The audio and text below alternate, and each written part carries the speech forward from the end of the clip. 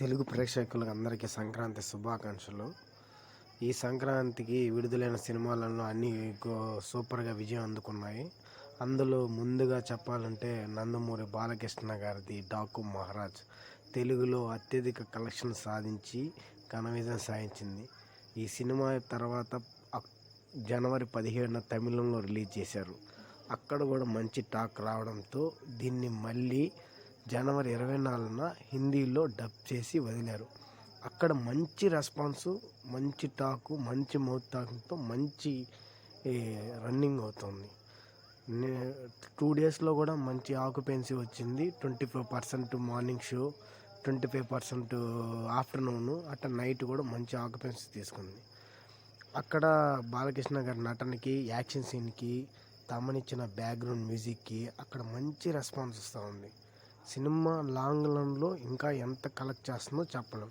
కాకపోతే day by day, first day 2 crores, second day 2 crores, third day ఇంకా కొంత ఎక్కువ, మొత్తం మీద 6 కోట్ల దాకా కలెక్షన్ చేసింది.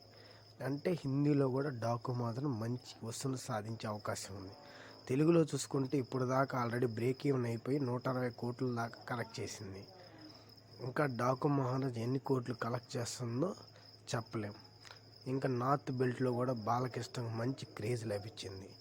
దీన్ని బట్టి నందమూరి బాలకృష్ణ గారికి హిందీలో కూడా డాకు మహారాజ్ మంచి ఘన విజయించిందని చెప్పుకోవచ్చు. ఇంక ఈ సినిమాలో నటించిన ఆర్టిస్టులు కానీ, బాబీ డియోల్ ముఖ్య పాత్రగా విలన్గా హిందీలో చేశారు. ఆయన ఆల్రెడీ యానిమల్లో చేస్తున్నారు. దాన్ని బట్టి అక్కడ హిందీ ఆడియన్స్కి త్వరగా కనెక్ట్ అవ్వడానికి ఈజీగా ఉంది. అందువల్ల ఈ సినిమాని అక్కడ బాగా ప్రమోట్ చేస్తుంటే ఇంకా బాగా ఆడుంటుందని మేకర్స్ చెప్తున్నారు.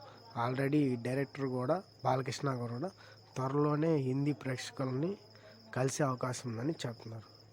ఈ సినిమా ఇలాగే లాంగ్ రన్లో అయితే బాలకృష్ణ గారికి హిందీలో కూడా పాన్ ఇండియా లెవెల్లో మార్కెట్ ఏర్పడే అవకాశం ఉంది.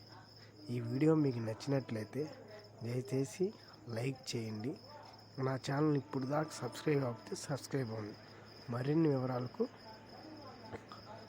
కామెంట్ సెక్షన్లో ఏమైనా కావాలంటే చేయండి. Please like me, please share.